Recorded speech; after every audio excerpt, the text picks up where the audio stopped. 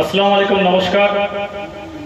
আজকে 5 নং রায়গঞ্জ লোকসভা কেন্দ্রের বাম কংগ্রেস জোট প্রার্থী আলী ইমরান রামজ উর্ফে ভিক্টর দার সমর্থনে কাকর সিংহে যে পদসভা, উক্ত পদসভায় উপস্থিত আছেন হেমতাবাদ ব্লক কংগ্রেস কমিটির সভাপতি শামসুল হক মহাশয়, উপস্থিত আছেন বিশিষ্ট বামপন্থী নেতা কার্তিক দা, বাম নেত্রী ঐশানী দি, ছাত্র এবং যুব সভাপতি সহ বাম কংগ্রেসের নেতৃত্ববর্গ, সর্বোপরি কাকর সিংহের সকল জনসাধারণকে আমার সালাম, শুভেচ্ছা ও নমস্কার জানিয়ে আমার সংক্ষিপ্ত বক্তব্য শুরু করছি।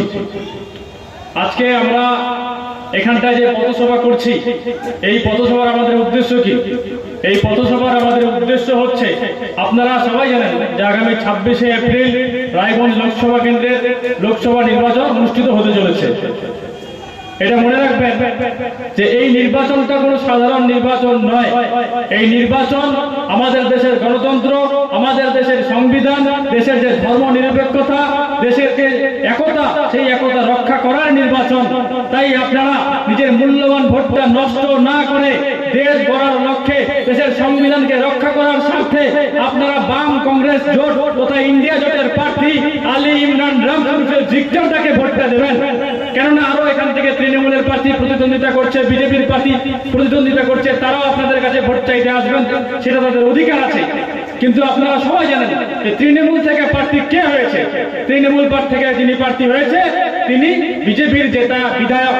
বিজেপির বিধায়ককে এখানে তৃণমূলের প্রার্থী করা হয়েছে। আর আপনারা ভালোভাবে জানেন যে তিনি একজন ব্যবসায়ী, তিনি ব্যবসার স্বার্থে রাজনীতিতে নেমেছেন, তিনি ব্যবসার স্বার্থে বিজেপি থেকে বিধায়ক পদে দাঁড়িয়েছিলেন। কিন্তু বিধানসভায় জেতার পর যখন দেখলো তৃণমূলের সরকার গঠন হলো, সাথে সাথে তিনি তৃণমূলে চলে গেলেন। তারপরেও বিধানসভায় যখন তিনি যেতেন তখন তিনি বিজেপি, বাইরে যখন বেরোতেন তখন তিনি তৃণমূল। আজকে সেই মানুষটাকে প্রার্থী করা হয়েছে। তাহলে ভাবুন, উনি যদি কোনো কারণবশত জিতে যায়, উনি যে বিজেপিতে পুনরায় যাবে না, এর কোনো নিশ্চয়তা নেই, কোনো গ্যারান্টি নেই। এরকম একজন সুবিধা মানুষকে আপনি ভোট না দিয়ে আমাদের আবেদন যে আপনি এমন একজন মানুষকে ভোট দিবেন যিনি আপনার হয়ে ভারতের লোকসভায় কথা বলবেন, যিনি আপনাদের স্বাস্থ্য, শিক্ষা, কর্মসংস্থানের দাবি নিয়ে দিল্লি থেকে শুরু করে, সংসদ থেকে শুরু করে সড়ক সব জায়গায় তিনি দাবি করবেন, সেরকম মানুষকে নির্বাচিত করবেন। এই দায়িত্ব আপনার। কেননা আমাদের প্রার্থী আলী ইমরান রামজ উর্ফে ভিক্টর, তিনি তিনবার বিধায়ক ছিলেন, তিনি ভারতবর্ষের সর্বকনিষ্ঠ বিধায়ক ছিলেন। তিনি যখন বিধানসভায় প্রথমবার জিতে গিয়েছিলেন, তখন তৎকালীন মুখ্যমন্ত্রীর চোখে চোখ রেখে নিজের এলাকার স্বার্থে উনি দাবি রেখেছেন, বারবার ইনি এলাকার স্বার্থে কাজ করেছেন। এরকম একজন মানুষকে আমরা প্রতিনিধি করে পাঠাবো না কোনো সুবিধাবাদী ব্যবসায়ীকে পাঠাবো, এই সিদ্ধান্তটা আমাদেরকে নিতে হবে। আর যিনি বিজেপির প্রার্থী রয়েছেন, আপনারা সবাই জানেন তিনি একজন ব্যবসায়ী। তিনি কে? তিনি তৃণমূলের কালিয়াগঞ্জের প্রাক্তন চেয়ারম্যান। তো এই ধরনের তৃণমূল বিজেপি, বিজেপি তৃণমূল, আপনি এদেরকে ভোট দেবেন যাদের কোনো ঠিক ঠিকানা নেই, কে কোন পার্টি করে, এদেরকে ভোট দেবেন নাকি সৎ, নির্ভীক, সাহসী, তরুণ তরতাজা যুবক নেতাকে ভোট দেবেন? সেই সিদ্ধান্ত কিন্তু আপনাদেরকে নিতে হবে।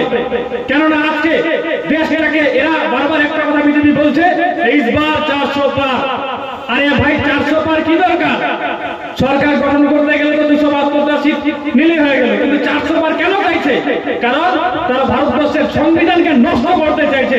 কেননা সংবিধানকে নষ্ট করতে, চেঞ্জ করতে গেলে তাদের 2/3 সাংসদ দরকার, এমপি দরকার। তাদের লক্ষ্য সেটা। আজকে যদি সেটা কোনো কারণবশত হয়, তাহলে আপনি আমি, এই দেশে যে একতা আছে সেই একতা নষ্ট হয়ে যাবে।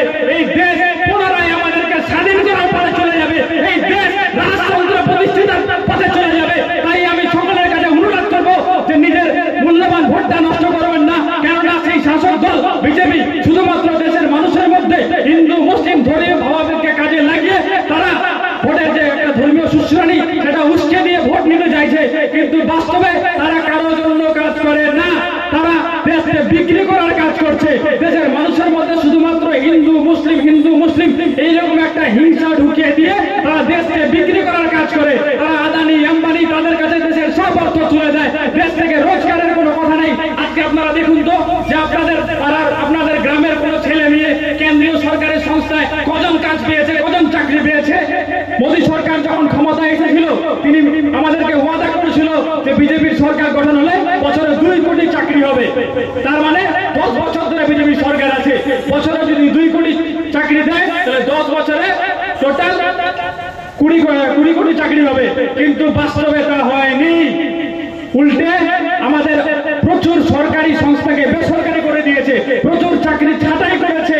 আসলে এদের উদ্দেশ্য জনগণের সেবা করা নয়, এদের উদ্দেশ্য ভারতবর্ষের মানুষের মধ্যে একটা ধর্মের উস্কানি দিয়ে একটা সাম্প্রদায়িক বিভাজনের রাজনীতি করে দেশকে বিক্রি করা। এদের উদ্দেশ্য ভারতবর্ষকে ধ্বংসের পথে ঠেলে দেওয়া। তাই আমি সকল জনসাধারণের কাছে আবেদন রাখবো যে নিজের মূল্যবান ভোটটা নষ্ট না করে আপনারা আমাদের ইন্ডিয়া জোট, কেননা আজকে আপনারা জানেন যে বিজেপি বিরোধী যে সমস্ত রাজনৈতিক দল, যেমন উত্তরপ্রদেশে সমাজবাদী পার্টির অখিলেশ যাদব, দিল্লিতে এবং পাঞ্জাবে কেজরিওয়াল এবং মহারাষ্ট্রে শিবসেনা উদ্ধব ঠাকুরের দল, বিহারেও আরজেডি এবং কেরলে বাম, এদের সাথেও কিন্তু আমাদের মতবিরোধ আছে।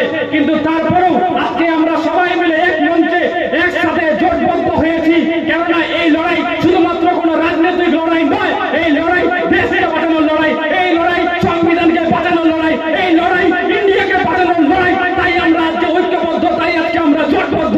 বাংলা সরকার, বাংলার মুখ্যমন্ত্রীও কিন্তু প্রথমত তিনি ব্যাঙ্গালোর, দিল্লি বিভিন্ন বৈঠকে ইন্ডিয়া জোটে সামিল হয়েছিলেন। তিনিও বলেছিলেন যে আমিও বিজেপির বিরোধী মুখ, আমিও বিজেপির বড় চেহারা। কিন্তু পরবর্তীকালে কি দেখা গেল যে মোদী সরকার যখন বাংলায় আসলো, মমতার সাথে ঘরের মধ্যে কি বৈঠক করে সেটিং করে নিল, সে জোট ভেঙে দিল এবং রায়গঞ্জে সে এমন একটা প্রার্থী করলো যে প্রার্থীটা হচ্ছে 2 in 1, মানে বিজেপির প্রার্থীও তৃণমূলের প্রার্থীও।